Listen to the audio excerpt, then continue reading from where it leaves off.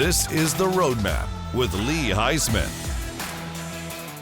Hello, everyone, and welcome to The Roadmap, exclusively here on ASBN.com.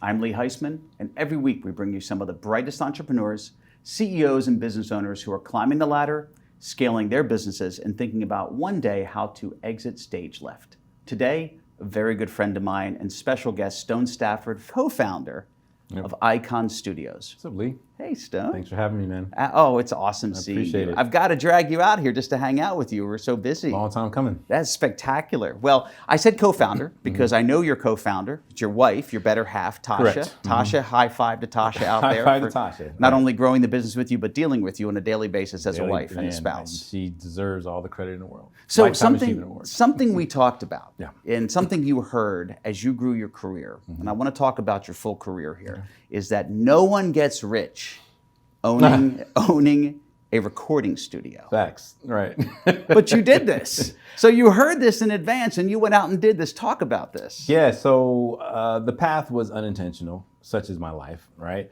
But I came down here to play football, and accidentally I ended up getting a record deal and stuff like that. And my wife and I started this studio, Icon Studios, here in Atlanta. It's in Midtown Atlanta, probably like the third largest studio in the city.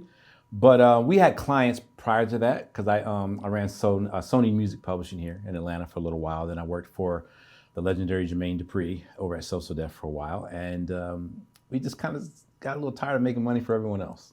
So we started the studio. And the beautiful thing about that is I found that it brought the industry to us. So as a publisher, I'm out there knocking on doors, sending out stuff and all this kind of stuff. And this brought the labels and the artists to us. So it definitely has its intrinsic value. But you don't start a studio trying to be rich. I'm going to tell you that right now. You only charge but so much for your studio time. But isn't the studio, and again, I'm very ignorant about this, and I've learned a lot from you, but it seems to me that the studio is one of the most important pieces to produce the very valuable content that we call music. It is until recently, and I say that lightly because it's still very important. But with technology now, I mean, you literally can do a song on your phone. You can record it, you can put a little mix on it, and you can distribute it right there on your phone. So you may ask yourself, well, what's the purpose of having a studio? But there are some things. I mean, one, there's a quality difference no matter how good you are with your phone. And second, if you're a producer or engineer and you're working with people, you don't want everyone in your home. And then studios like mine, we have sound treatments that are very expensive. You know, our rooms float, we have floating floors.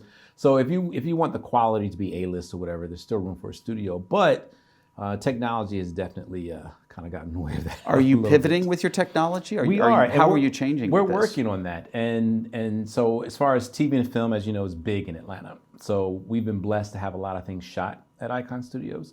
So that's something we're trying to pursue a little bit more, have a lot of more location shoots at Icon Studios.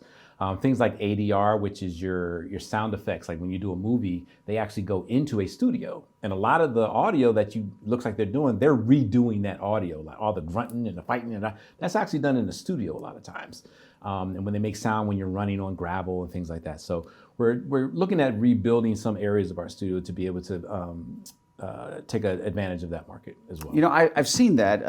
Sometimes when I do stalk some of my social media, I see people with the sound stuff where they're running on gravel, flying, but I've seen it also for video games. Yeah. Where they're doing that a lot. That's where you actually get all the So the you audio. actually go somewhere to do those things. And we also built a podcast studio. So we're definitely trying to use the building and the real estate for as much as you can, because just using it for music, we're shortchanging ourselves. Well, you have a wonderful podcast with amazing guests. I was fortunate to be on that as well. You were one. But I look at all your guests that come on there. What prompted that launch?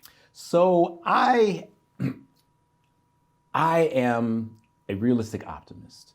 And no matter what I do, I still want people to win in life. So I used my platform at Sony and at Social Def, since people were kind of looking to me for things, is here's this music thing, but what are you doing with your life? You know, a lot of times we're successful at doing, but we're not very successful at being. And so that was my thing. So I started a thing called Life. It was a group, kind of like a Bible study a little bit, to be honest with you, if I'm not going to, shade it. But it's called Listening and Inspiring Friends in Entertainment. And I wanted to be that place where we can come and we can share where we're failing, share where we're struggling. And we belong actually to an entrepreneurial think tank that does that, where we come to each other with our business, struggles. So that's what I wanted. And then COVID hit, had to shut it down. And when we relaunched it, someone said, man, this ought to be a podcast. So Life on Podcast. Spectacular. Yeah. Well, it's done well, and your partner in that, Johnny. Johnny Vaughn. You Shout out to guys, Johnny. yeah, shout out to Johnny because you guys do a great job on that. Thank you. So every time I get an email from you, I always think there's a hiccup in the email. I get the body of the email. Okay. It has your signature stone. Speech to text, maybe? Well, and I always thought it was Right. until recently you shared with me the little subtle piece that the signature says QTO. And I'm like, what are these 3 letters doing here? And then consistently I would see those 3 letters, and that stands for quietly taking over. Can you talk about this? Yeah, I've never been the flashy guy. You know, as a matter of fact, I walked into my studio, sat at the front desk, people thought I was the intern. And there have been a couple, they treated me a certain way as well. Did you have the gray in the beard when they thought you were an intern? I might have been shaven, I don't know. Okay, fair. But I remember one person was particularly rude, and he asked for the manager or the owner. And he says, let me speak to the manager. I was like, how can I help you? He says, no, I want to speak to the manager or the owner. I said, how can I help you?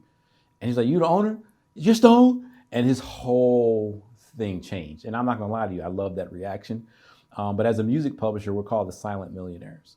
And the thing is, I would rather be unknown and wealthy than well-known and broke. So quietly taking over, it just fits my personality. So talk about that journey, you know, your entrepreneurial path, what it looked like previously you've shared, and what it looks like it's going to these days. Talk about the dichotomy of that. So if I want to say anything to your viewers and listeners is one, you always hear that entrepreneurs are born. And I believe that because there are some innate personality traits that you just have to have, right? But it can be learned. I'm that guy. I'm the one who learned it. I'm a creative. You know, every day there's a battle between my left and right brain because I'm extremely creative. But I can sit down and I can do the numbers, I can do the spreadsheet, I can learn the marketing, I do all of our content, you know what I mean?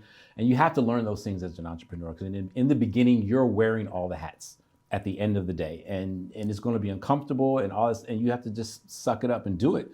So my journey, you said, that a lot of my journey has been learning that. And a lot of my journey going forward is, guess what? Learning all of that. You know what I mean? I mean, you've taught me so much where finance is concerned and investing in money is concerned.